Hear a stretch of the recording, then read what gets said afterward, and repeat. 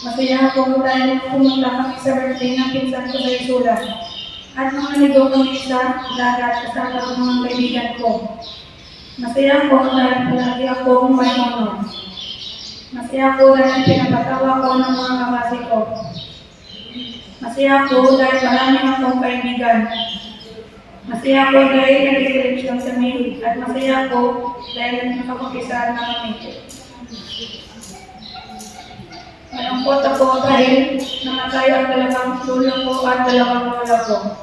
Malungkot ako nang pinagalitan ako ni nanay kagabi. Malungkot ako nung nakakaway si nanay at tatay. Malungkot ako dahil minsan nabuli ako. Malungkot ako dahil kinagat ako ng utak. Malungkot ako dahil pinapalo ako ni nanay.